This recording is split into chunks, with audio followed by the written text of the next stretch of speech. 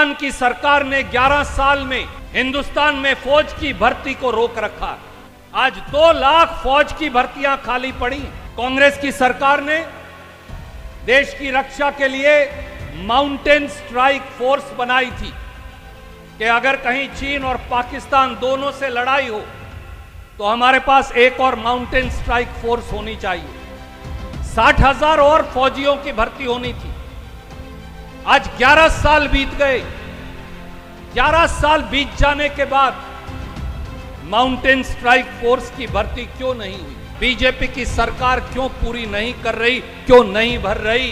क्यों हमारी सुरक्षा में अगर सेल लग गई तो उसके लिए जिम्मेवार कौन होगा? इस जय हिंद सभा के पीछे आदरणीय खड़गे जी, राहुल गांधी जी, कांग्रेस पार्टी का क्या लक्ष्य है? दोस्तों, साथियों, बुजुर्गों, जब हम सेना की बात करते तो एक बात जान लीजिए, और राजस्थान की रणबांकुरों की ये धरती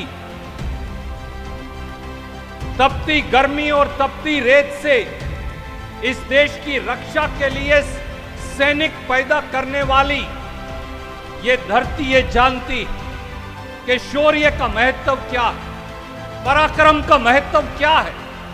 हमारे देश की सेना, किसी व्यक्ति को 140 करोड़ लोगों में शक नहीं हो सकता कि इस देश की सेना के शौर्य पर हर भारतीय को, हर राजस्थानी को गर्व है। इस देश की सेना, भारत की सेना हमारे पराक्रम का, हमारे शौर्य का प्रतिबिंब है, प्रतीक है। भारत की सेना अपने लहू से भारत की माटी को सींचकर, सर्वोच्च कुर्बानी देकर भारत मां की रक्षा करने का प्रतीक और प्रतिबिंब है। भारत की सेना बहादुरी की वो मिसाल है जो केवल हिंदुस्तान में नहीं, पूरी दुनिया में दी जाती। इसलिए भारत की सेना का वो पहलगाम के बाद किया ऑपरेशन सिंदूर हो, वो 1965 और 1971 की लड़ाई हो, भारत की सेना के रणबांकुरों का जितना नमन हम करें, उनका जितना शुक्रिया अदा करें वो कम है। पर एक बात सत्य, कटु सत्य यह भी है कि भारत की सेना और भारत की सरकार का जो रिश्ता क्या है। सेना की वर्दी सिलवाकर और कपड़े पहनकर फोटो खिंचवाकर वोट बटोरना एक बात है, पर सेना के लिए आज की सरकार कर क्या रही है? ये हमारे एक्स सर्विसमैन साहिबान, ये हमारी माताएं और बहनें, रणबांकुरों की पत्नियां और विधवाएं ये जानना चाहती, क्या ये सही नहीं कि हिंदुस्तान की सरकार ने 11 साल में हिंदुस्तान में फौज की भर्ती को रोक रखा? आज 2 लाख फौज की भर्तियां खाली पड़ी। 2 लाख फौजियों की कमी हिंदुस्तान की फौज में है। 50,000 के करीब अफसरों की फौज के कमी है। आज इस मन से यह सवाल तो पूछा जाना चाहिए, बीजेपी से भी, मोदी जी से भी, कि 2 लाख फौज की भर्तियां बीजेपी की सरकार क्यों पूरी नहीं कर रही, क्यों नहीं भर रही? क्यों हमारी सुरक्षा में अगर सेल लग गई तो उसके लिए जिम्मेवार कौन होगा? यह सवाल तो पूछा जाना चाहिए और अवश्य पूछा जाएगा इस मन से कि हमारी फौज को 1 रैंक 1 पेंशन, उसकी सुविधा जो कांग्रेस की सरकार ने दी थी और जो बाद में वापस ले ली गई, वो बीजेपी की सरकार और प्रधानमंत्री मोदी क्यों नहीं दे रहे? ये हमारे सैनिक साथी जिनके आगे हम नमन करते, हमारे बुजुर्गवार सर हिला रहे हैं हामी में। मैं पूछता हूं, हिंदुस्तान का एक नौजवान होने के नाते सारा बजट जो है उस सबसे जरूरी क्या है? उनकी जिंदगी जरूरी है, जो आज भी बॉर्डर पर खड़े होकर मेरी और आपकी रक्षा कर रहे हैं, हमारी फौज के सैनिक। उनके लिए 1 रैंक 1 पेंशन क्यों नहीं दिया जा रहा? कांग्रेस की सरकार ने देश की रक्षा के लिए माउंटेन स्ट्राइक फोर्स बनाई थी कि अगर कहीं चीन और पाकिस्तान दोनों से लड़ाई हो तो हमारे पास एक और माउंटेन स्ट्राइक फोर्स होनी चाहिए। 60,000 और फौजियों की भर्ती होनी थी। आज 11 साल बीत गए। 11 साल बीत जाने के बाद माउंटेन स्ट्राइक फोर्स की भर्ती क्यों नहीं हुई? हम हमारे वायुसेना के जाबाज सैनिकों की, पायलट्स की तारीफ तो कर देते हैं, पर यह नहीं बता रहे कि हमारी वायुसेना के अंदर 45 स्क्वाड्रन होनी चाहिए जहाजों की। आपको ये बात मालूम है, आप मेरे सामने बैठे, आपने वायुसेना में सर्विस की है। आज वो स्क्वाड्रन पूरी क्यों नहीं की गई? आज हिंदुस्तान की वायुसेना के अंदर जहाजों के बेड़ों की कमी क्यों है? यह सवाल तो प्रधानमंत्री और मोदी जी से और बीजेपी से पूछना पड़ेगा। और दोस्तों, बुजुर्गों, साथियों, माताओं, बहनों, सैनिकों, पत्रकार साथियों, यह सच है कि अगर हमारी सेना का शौर्य और बहादुरी ना होता तो आज हम पाकिस्तान को धूल ना चटा चुके होते। पर यह भी सच है कि जब सारे पत्रकार चीख चीख कर कह रहे थे कि हमारी सेना जो है वो लाहौर पहुंचने वाली है, कराची पहुंचने वाली है, पाकिस्तान के घुटने टूट चुके हैं, गोडे टूट चुके हैं, पाकिस्तान धराशायी होता जा रहा है। जब दो पहलवान दंगल लड़ रहे हों और एक पहलवान हार गया हो तो फिर अपने यहां राजस्थान और हरियाणा में कहावत है, कमर लगानी जरूरी है, नहीं तो कुश्ती पूरी नहीं मानी जाती। जब सेना जीत रही थी ये लड़ाई, जब सेना का हाथ बहुत ऊपर था और पाकिस्तान नीचे था, जब पाकिस्तान के गोडे टूट चुके थे, तो ऐसे में रातों रात बगैर हमारी सेना से बात किए एकदम अमेरिका द्वारा पाकिस्तान से युद्ध विराम की क्या आवश्यकता थी? ये सवाल तो जैसा गहलोत साहब कह रहे थे, जैसा हमारे भाई सचिन पायलट कह रहे थे, जैसे अध्यक्ष जी कह रहे थे, ये सवाल तो पूछना पड़ेगा। ये सवाल तो पूछना पड़ेगा कि 75 साल में पहली बार युद्ध विराम हिंदुस्तान का हो और घोषणा पाकिस्तान का राष्ट्रपति करे। यह क्यों हो रहा है? क्या यह सही नहीं साथियों कि 10 मई को 5:33 शाम को पाकिस्तान के राष्ट्रपति ने युद्ध विराम की घोषणा कर दी। 5:38 पर हिंदुस्तान और पाकिस्तान के युद्ध विराम की घोषणा पाकिस्तान के विदेश मंत्री ने कर दी और हिंदुस्तान के विदेश सचिव ने यह 5:58 को बताया। जो बात हमारे और पाकिस्तान के बीच थी, पाकिस्तान हमारे आगे झुका, तो अमेरिका कौन है जो हमारा फैसला कर रहा है? यह सवाल पूछने का समय आ गया। और ठीक कहा दोतासरा जी आपने, यह कहा जा रहा था और अमेरिका के राष्ट्रपति द्वारा एक बार नहीं 8 बार यह कहा गया कि यह युद्ध विराम नहीं होता। अमेरिका के राष्ट्रपति कहते हैं मैंने करवा दिया क्योंकि मैंने कहा धंधा बंद कर देंगे। मैं आज आपसे पूछता हूं, व्यापार जरूरी है या देश जरूरी है? इस बात का जवाब मोदी जी को देना पड़ेगा। व्यापार जरूरी है या हमारी बहनों का सिंदूर जरूरी है? इस बात का जवाब भी मोदी जी को देना पड़ेगा। अगर आपकी रगों में सिंदूर दौड़ता है तो व्यापार के आधार पर प्रधानमंत्री जी समझौता कैसे हो सकता है? इसका जवाब हिंदुस्तान की, बाड़मेर की, राजस्थान की जनता मांग रही है। और जैसा दोतासरा जी कह रहे थे, अगर ये झूठ है तो हिंदुस्तान के प्रधानमंत्री मोदी जी को हम कहते आगे बढ़िए और बोलिए कि अमेरिका के राष्ट्रपति झूठे हैं, वो झूठ बोलते हैं। क्योंकि आपकी चुप्पी ये बताती है, आपका मौन ये बताता है, आप एक शब्द नहीं बोल रहे ये बताता है कि कहीं ना कहीं कुछ दाल में काला है। इसलिए अमेरिका का राष्ट्रपति कुछ भी कहे, प्रधानमंत्री मोदी के मुंह से वो बीकानेर हो या बिहार हो, एक शब्द नहीं निकलता इस बात का कि अमेरिका झूठ बोल रहा है। इंदिरा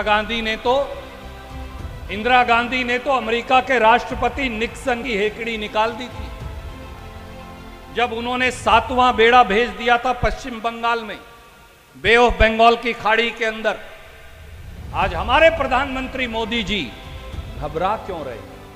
सवाल केवल इतना, हमारी सेना तो डरती नहीं, सेना के शौर्य पराक्रम के तो हम सब मुरीद हैं, तो हमारे प्रधानमंत्री क्यों घबरा रहे? वो क्यों डर रहे हैं अमेरिका से? वो सामने आए और कहें डोनाल्ड ट्रंप झूठ बोल रहा है, हम भी समर्थन करेंगे। पर अगर वो नहीं बोलेंगे तो भारत के सम्मान को आप चोट पहुंचा रहे हैं प्रधानमंत्री जी, ये जान लें। ये सवाल तो पूछना भी पड़ेगा कि वो युद्ध विराम जो आपने पाकिस्तान के साथ किया, उसकी शर्तें क्या हैं? जब दो दलों का समझौता होता है तो वो किसी शर्त पे होता है।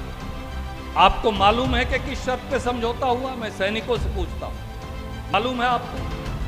आपको मालूम हो, पत्रकार साथियों को मालूम हो? 10 मई को जिस दिन समझौता हुआ, उसी दिन शांति समझौते का उल्लंघन हुआ। ये मैं नहीं कह रहा, जम्मू कश्मीर के लोगों से जाकर पूछिए जिनके ऊपर ड्रेन और गोले गिराए गए। तो फिर उस समझौते का क्या महत्व बचा? उसके बाद 12 मई को प्रधानमंत्री जी ने राष्ट्र को संबोधन किया। उसी दिन जब प्रधानमंत्री बोल रहे थे, पाकिस्तान सांबा जम्मू कश्मीर में ड्रोन से हमला कर रहा था। तो फिर उस शांति समझौते का क्या मतलब हुआ? उस शांति समझौते की शर्तें क्या हैं? और जब पाकिस्तान आए दिन उस शांति समझौते का उल्लंघन कर रहा है तो हमें क्या मिला उस समझौता करने से? यह सवाल तो प्रधानमंत्री से पूछना पड़ेगा। क्या पाकिस्तान ने कहा है कि वो कभी अब युद्ध विराम को तोड़ेगा नहीं? क्या पाकिस्तान ने अब ये कहा है, वादा किया है प्रधानमंत्री मोदी से कि वो उग्रवाद के सारे कैंप जो पाकिस्तान की सरजमी से चलते हैं उन्हें भंग कर देगा? क्या पाकिस्तान ने ये कहा है कि पहलगाम में जिन्होंने हमारे 26 नागरिक मारे, हमारी बहनों का सिंदूर उजाड़ा, उन उग्रवादियों को पाकिस्तान वापस हमें देगा ताकि हम उन्हें फांसी टांग सके? इस बात का जवाब तो देश के प्रधानमंत्री से पूछना पड़ेगा। क्या पाकिस्तान ने कहा है कि उन सारे उग्रवादियों को हिंदुस्तान फांसी लगा सकता है, जैसे डॉक्टर मनमोहन सिंह ने अजमल कसाब को बंबई हमले के बाद फांसी लगाई थी और 9 को मार गिराया था? यह सवाल तो पूछना पड़ेगा। यह सवाल तो पूछना पड़ेगा कि क्या पाकिस्तान अब हिंदुस्तान में आतंकवाद फैलाने से बाज आएगा? क्या फिर किसी बहन का सिंदूर उजड़ तो नहीं जाएगा? यह सवाल तो पूछना पड़ेगा। यह सवाल भी पूछना पड़ेगा। सचिन भाई कह रहे थे मौलाना मसूद अजहर के बारे में। मौलाना मसूद अजहर ही क्यों? जाकिर रहमान लखवी जिसने बॉम्बे का अटैक करवाया था, आज भी वो पाकिस्तान में बिरयानी खाता है। क्या पाकिस्तान उसको वापस हिंदुस्तान को देगा ताकि हम उसे फांसी टांग सके? क्या मौलाना मसूद अजहर को देगा जिसकी चर्चा आपने की ताकि हम उसे फांसी टांग सके? क्या हाफिज सईद और दाऊद इब्राहिम को पाकिस्तान अब हिंदुस्तान को वापस दे देगा ताकि हम उन्हें बाड़मेर के बॉर्डर के ऊपर खंबा गाड़ के फांसी लगा सके ताकि फिर कोई हिंदुस्तान के खिलाफ उग्रवाद ना फैला पाए? यह सवाल तो प्रधानमंत्री मोदी से पूछना पड़ेगा, क्योंकि ये राष्ट्र धर्म है।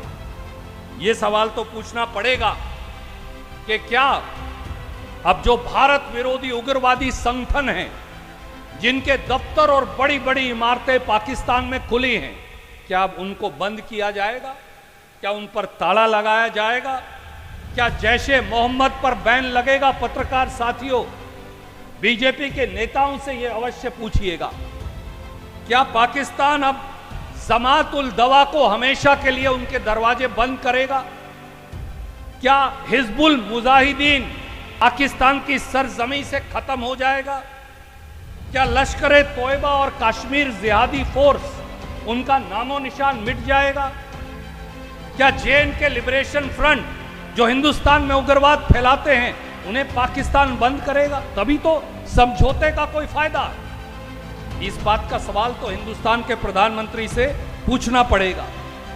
यह भी पूछना पड़ेगा कि क्या पाकिस्तान की आर्मी, जनरल मुनीर और आईएसआई जो करोड़ों रुपया लगाकर पाकिस्तान से उग्रवादी बनाकर हमारी सीमाओं से, पंजाब से, राजस्थान से, जम्मू कश्मीर से हमारे मुल्क में भेजते हैं, क्या पाकिस्तान अब उससे बाहर जाएगा, वो बंद कर देंगे? ये सवाल तो पूछना पड़ेगा कि पहलगाम में जो उग्रवादी हमला हुआ था उसमें कौन सी इंटेलिजेंस और सुरक्षा फेलर हुए थे और उसकी जिम्मेवारी किसके पास है? देश के गृह मंत्री अमित शाह जी ने राहुल गांधी जी और खड़गे जी को और दूसरे नेताओं को ऑल पार्टी मीटिंग में 24 अप्रैल को यह कहा, हमें पता नहीं था कि ये जो गैरसन ग्राउंड है पहलगाम में ये खुल गया है। भैया, आप देश के गृह मंत्री हो, आपको पता कैसे नहीं चला?